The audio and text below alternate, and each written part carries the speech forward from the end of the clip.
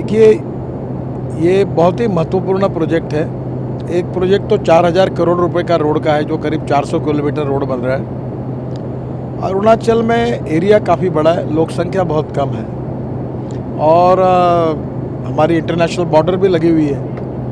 वहाँ रोड न बनने के कारण गरीबी है, बेरोजगारी है। अगर रोड बनेंगे तो उद्योग व्यापार बढ़ेगा, उद्योग व्यापार बढ़ेगा तो रोजगार बढ़ेगा और अरुणाचल समृद्ध और संपन्न प्रदेश होगा। अरुणाचल में फॉरेस्ट है, फॉरेस्ट बेस्ड इंडस्ट्री आ सकती है। वहाँ विशेष रूप से नॉन एडिबल ऑयल सीड जो है उसका भी उत्पादन होकर उससे डीजल पेट्रोल का पर्याय ढूंढा जा सकता है, एविएशन फ्यूल हो सकता है। वहाँ की कीवी बड़ी पॉपुलर हुई है, न्यूजीलैंड से भी अच्छी है, अब इंडियन मार्केट में अब आई है। उसको ट्रांसपोर्ट करने के लिए रोड की आवश्यकता है। ऑरेंजेस अरुणाचल में अच्छे हैं। अब मुझे ये बात निश्चित रूप से महसूस होती है कि नॉर्थ ईस्ट में पिछले सरकारों में जितना ध्यान देना चाहिए उतना नहीं दिया गया और इसलिए मोदी जी की सरकार आने के बाद उन्होंने ये निर्णय किया कि हम हमारी हाईएस्ट प्रायोरिटी नॉर्थ ईस्ट के डेवलपमेंट के लिए देंगे।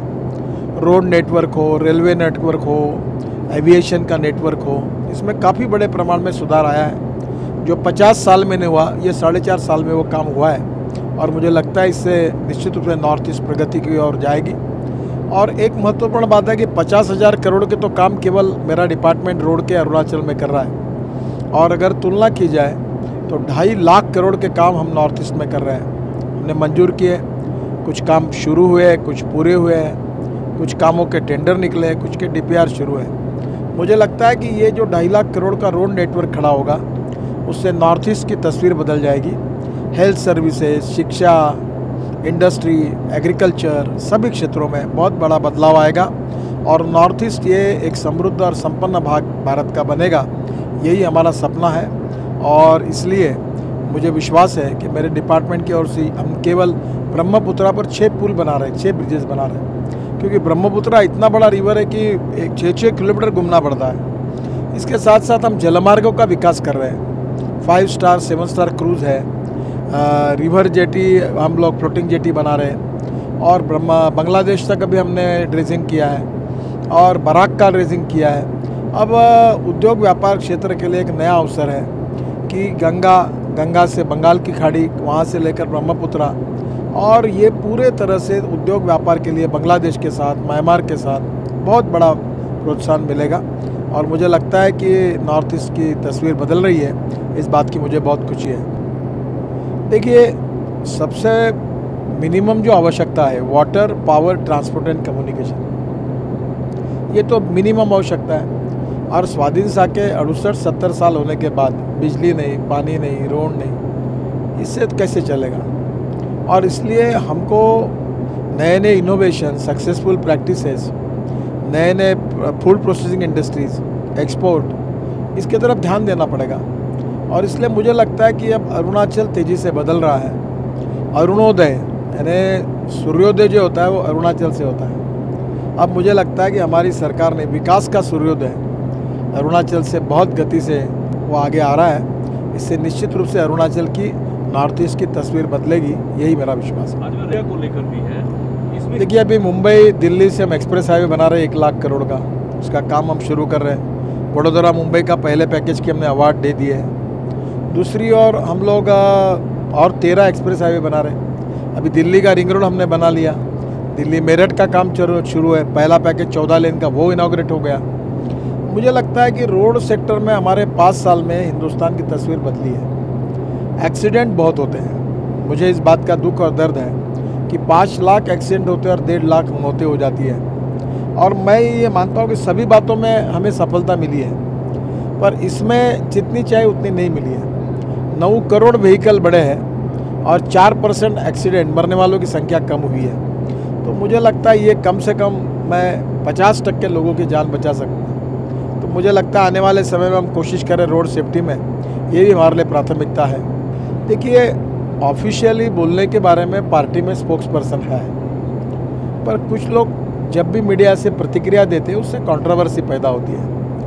दूसरी बात ऐसी है कि हम लोग ऐसी बात करें कि जिसके कारण विवाद खड़े ना हो, और कभी कभी ऐसी बातों के कारण न होते हुए भी पार्टी की प्रतिमा भी खराब होती है। और उसके विवाद और चर्चाओं में नुकसान भी होता है। और इसलिए मैंने लाइट मोड में कहा कि अब जिसको जिम्मेदारी दी वही बोले, बाकी लोग बोलने का काम ना करें, और बोलते समय ऐसी कोई बात ना बोले कि जिसके कारण कंट्रोवर्सी खड़ी हो, पार्टी की अड़चन खड़ी हो। यही बात का भाव मेरे मन में था। ना फ्यूचर का कोई एजेंडा सामने आया है? देखो, महागठबंधन का अर्थ यही है कि politics is a game of compromises, compulsions and limitations.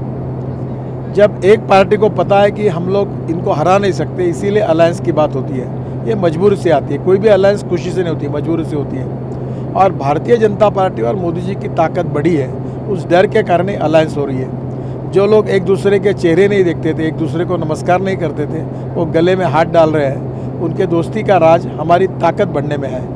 मुझे लगता है राजनीति में 2+2 4 कभी नहीं होते। देखिए, इंदिरा जी के खिलाफ बड़ी आघाड़ी बनी थी, सब पार्टियाँ एक आई थी, पर 2+2 4 नहीं हुआ।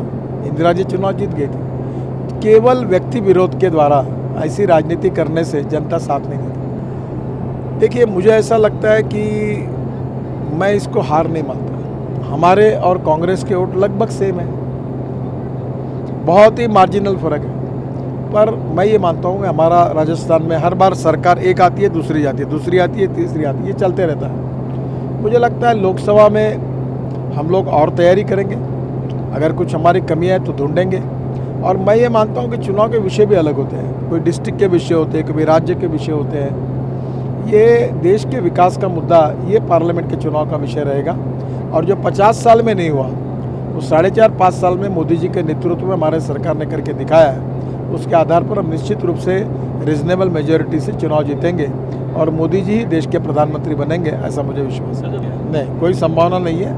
मैं जहाँ हूँ वहाँ ठीक हूँ। अभी मुझे गंगा का काम पूरा करना है, मुझे एक्सप्रेस हाईवे एक्सिस कंट्रोल 13-14 देश में बनाने के हैं।